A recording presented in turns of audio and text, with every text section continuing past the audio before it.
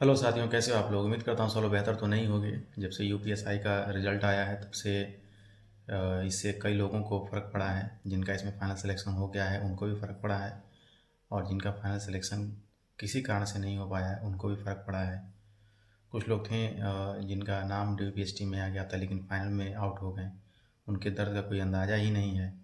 कुछ लोग ऐसे भी थे जो 10 लाख में से 12 हज़ार में भी नहीं आ पाए, तो वो लोग तो खैर शुरू में ही संभल गए।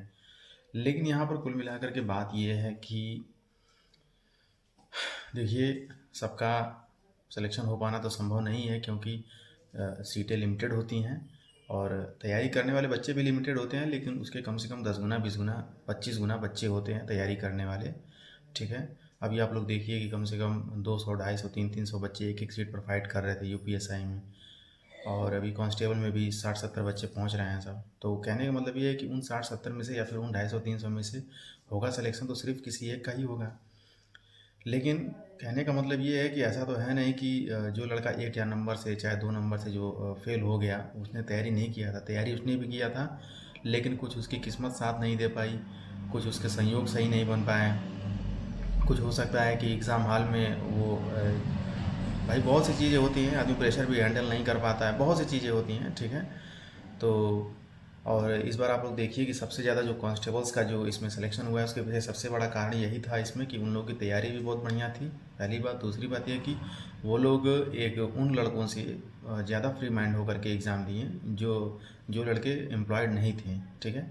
यानी कि कहने का मतलब ये है कि आप खुद सोचिए कि जो आदमी रोज़गार में है वो अगर उस पेपर को देगा और जो बेरोज़गार है अगर उस पेपर को देगा, तो दोनों की परफॉर्मेंस में अंतर आ जाएगा। अरे अगर एक आध प्रश्नों का ही अगर अंतर आता है तो आप खुद सोचिए कि यहाँ पर पूरा खेला ही एक आध प्रश्नों में ही पूरा सिमट गया है।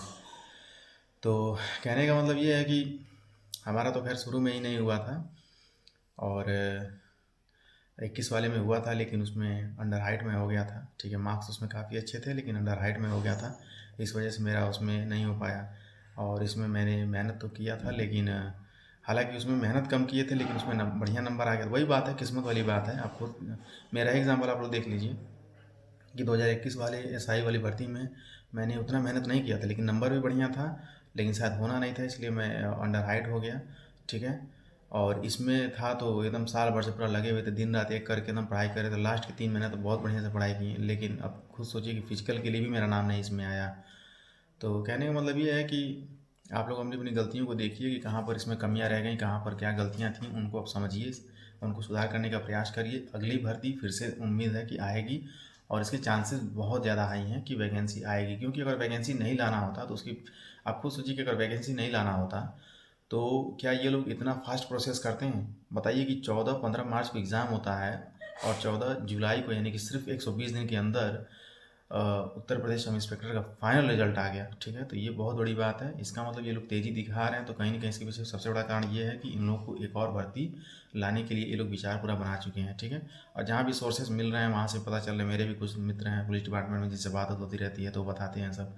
अभी लखनऊ क्या कहते हैं कि हेडक्वार्टर में एक है हमारा मित्र है, उससे भी कभी कभार हमारी बात होती है तो वो भी बताता है। हालांकि कांस्टेबल रैंक पर ही है, कोई बहुत बड़ा अधिकारी नहीं है, लेकिन फिर भी थोड़ी बहुत से उगाड़ तो पता चल ही जाती है कि हाँ चांसेस बन रहे हैं कि वैकेंसी आएगी।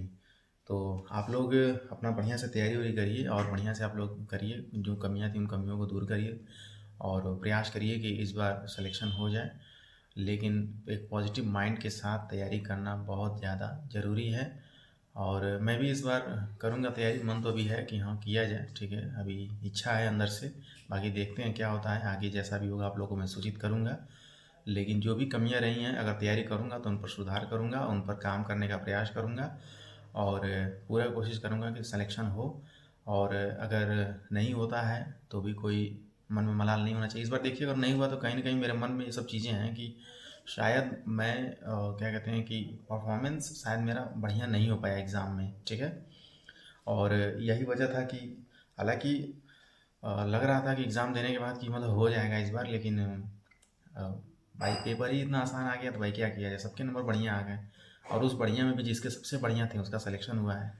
तो चलिए ठीक है, बहुत ज़्यादा निराश होने की आवश्यकता नहीं है। अपनी भर्तियों की आप लोग तैयारी करते रहिए और कांस्टेबल का जिन जिन लोगों को लग रहा है कि उनका फिजिकल में नाम आ सकता है, उनका फाइनल हो सकता है, तो आप लोग प्लीज़ फिजिकल भी अपना करते रहिए, नहीं तो ऐसे ही समस्याओं का आप लोगों को सामना करना पड़ जाएगा। ठीक है, क्योंकि क्या कहते हैं कि ग्राउंड पर अभी इतना ज़्यादा बारिश वारिश हो रहा है कि ग्राउंड पर अभी रनिंग भी नहीं हो पा रही सही से। लेकिन ठीक है, बारिश अभी 1-2 दिन, 4 दिन, 5 दिन, 10 दिन रहेगा, उसके बाद तो सब कुछ ठीक हो जाएगा। लेकिन जहाँ तक मुझे लग रहा है इसकी रनिंग जो है कांस्टेबल की होमगार्ड के जस्ट बाद ही स्टार्ट हो जाएगी। और होमगार्ड की जो रनिंग जहाँ तक मुझे अंदाज़ा है ये मिड अगस्त के बाद कभी भी स्टार्ट हो सकता है, क्योंकि इसकी DPST जो है वो 7 तारीख को ख़त्म हो जाएगी। और उसके बाद 10-15 दिन बाद मान के चलिए वही, यानी कि वही एक हफ्ते बाद 15 अगस्त के बाद जो सेरेमनी होती है उसको सेलिब्रेट करने के बाद ही मुझे जहाँ तक लग रहा है सारे ग्राउंड से लोग खाली हो जाएंगे और सभी लोग इसमें रनिंग करा दिया जाएगा। और जैसे ही होमगार्ड का रनिंग कंप्लीट होगा उसके बाद कांस्टेबल की रनिंग स्टार्ट हो जाएगी। और उसी के आसपास आप लोग देखिएगा UPSI की नई भर्ती आप लोग को देखने के लिए मिलेगी। तो चलिए ठीक है, बहुत ज़्यादा आप लोग का समय नहीं लूँगा और आप लोग अपना बढ़िया से तैयारी करिए। मानता हूँ कि दुख होता है, सबको होता है, और उस दुख का आप लोग अंदाज़ा नहीं लगा। हालांकि मैं इस दुख से एक बार उभर चुका हूँ, कम से कम 10-15 दिन तक मैं भी डिस्टर्ब हो गया था 2022 में। जब मैं DB कराने गया था, मैं DB में आउट हो गया था। मार्क्स तो अच्छे थे लेकिन DB में मैं आउट हो गया था। ठीक है, तो क्या बताऊँ अपने बारे में। चलिए ठीक है, कांस्टेबल में भी फाइनल में आउट हुआ हूँ। तो ठीक है, आप लोग अपना बढ़िया से तैयारी करिए और अपना अच्छे से आप लोग अच्छे से रहिए।